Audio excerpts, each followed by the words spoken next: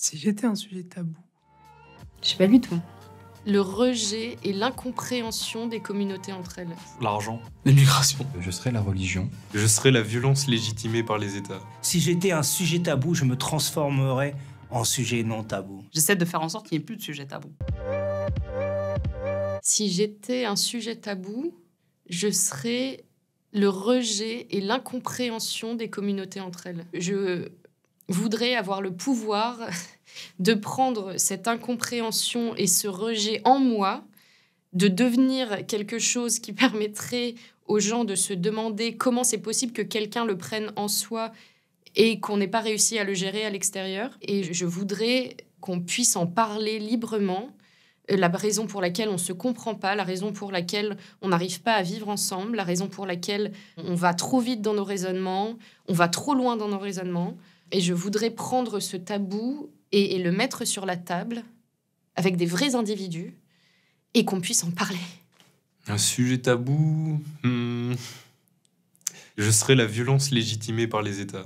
Je serais tous ces conflits qui ont été légitimés par les médias, par le système en place, sous prétexte que l'État est censé avoir le monopole de la violence. Certes, c'est vrai, l'établissement d'un État se base là-dessus.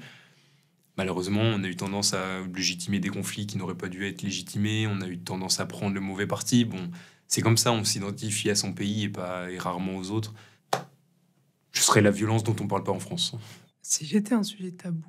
Je sais pas comment formuler ça avec des mots, mais en gros, un truc dont on parle pas trop, mais qui est là, à mon sens, et qui est hyper important, c'est le lien entre les différentes causes pour lesquelles j'ai envie de me battre. En fait, j'ai l'impression que c'est un peu un système. Il y a plein de choses. Il y a les discriminations qui sont faites, que ce soit par rapport à la couleur de peau, l'origine sociale, ethnique, le genre, le sexe, etc. Tout ça, c'est lié, j'en suis certaine. Enfin, à mon sens, c'est lié. Le capitalisme aussi. Et en fait, tous les problèmes de notre société, à mon sens, sont liés. Et il y a toujours un dénominateur un peu commun. Et il y a toujours un truc qui fait que si on règle si on appuie sur un, ça en règle un autre. Enfin, ça aide à régler un autre.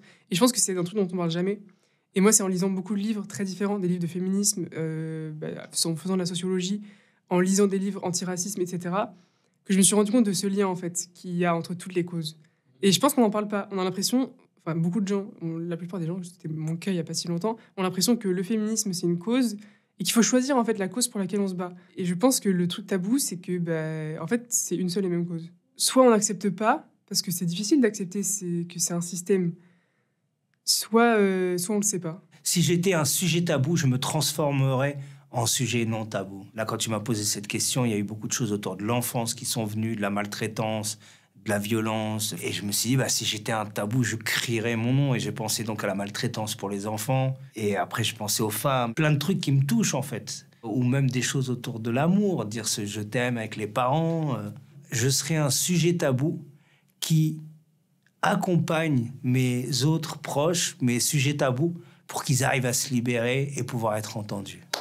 C'est ça que je ferais. J'influerais les autres sujets tabous, je leur apporterais mon soutien pour dire il faut qu'on soit entendu, et je le ferai de manière non violente, systémique. On se mobilise. Comment on fait pour être entendu? Genre ça y est, on se tait plus, on va être entendu. C'est pas on gueule notre voix, c'est regarde, on crée des choses où maintenant on va être entendu. Genre maintenant on peut dire qu'on a vécu le racisme ou que t'as vécu un viol. C'est pas genre on va faire un punchline média avec ça. Non, regarde, il y a une structure qui accueille les personnes qui ont souffert d'être racisées. Et regarde, il y a vraiment des endroits où tu peux en parler. Genre, t'as une thérapie pour ça. Tu vois, c'est ça, la famille des non-tabous. Si j'étais un sujet tabou, je serais...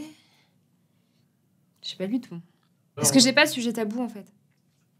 Je pense que si j'étais un sujet tabou, je ne serais pas un sujet tabou parce que j'estime qu'il faut parler de tout et que rien ne mérite d'être caché. J'essaie de faire en sorte qu'il n'y ait plus de sujets tabous. En fait, quand il y a des sujets tabous, ça veut dire qu'il y a des réalités auxquelles on ne veut pas faire face, qu'on se ment à soi-même, ne pas parler de sexualité dans les familles, ne pas parler de violences faites aux femmes ou aux enfants, ne pas parler justement de la dépression, de ces choses comme ça. Je ne vais pas me mettre à parler de sexualité avec mon fils qui est adolescent, devant tout le monde. D'autres personnes, ça va pas les gêner de se mettre à parler devant toute la famille, les amis, le grand-père, le voisin et tout ça, tu vois. C'est ça, en fait, le sans tabou. Si j'étais un sujet tabou, je serais le fait de ne pas avoir de tabou. Je pense qu'il faut quand même avoir des filtres, mais on devrait pouvoir parler de tout, seulement faut que ce soit cadré, faut que ce soit à un moment donné, dans un lieu donné et avec les bonnes personnes. C'est important parce que c'est comme ça qu'aussi qu'on respecte les limites de l'autre et ses propres limites également. Donc, on peut parler de tout, mais uniquement avec les bonnes personnes, dans les bons endroits et au bon moment. L'immigration, je vois pas d'autre sujet tabou que ça. Alors quoi, c'est tabou? Ah, c'est tabou parce que la France aujourd'hui se pose des questions. Est-ce que nous sommes à notre place, tu vois?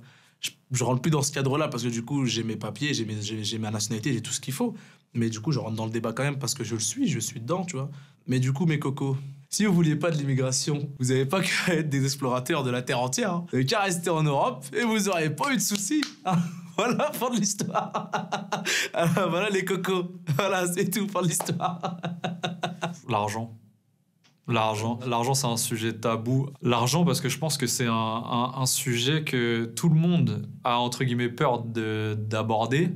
Mais au final, tout le monde aime en parler et tout le monde aime l'argent. Tu vois ce que je veux dire ?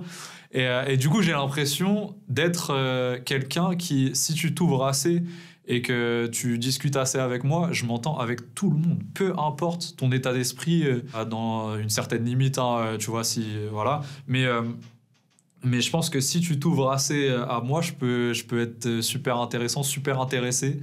Et je m'entends avec tout le monde, donc...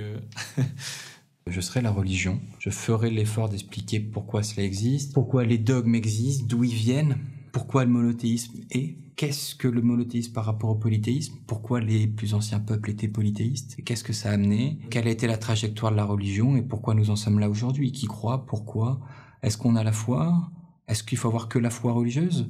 Est-ce que la foi en nous est plus importante? Donc peut-être que si je serais un sujet tabou, je serais la foi en fait. Je serais la foi donc au sens religieux aussi, puisque elle existe dans nos sociétés, mais elle disparaît. Mais je serais la foi, la croyance en soi, cette force de croyance qui nous anime et qui nous permet à nous sociétés de continuer à grandir. Donc je serais la foi.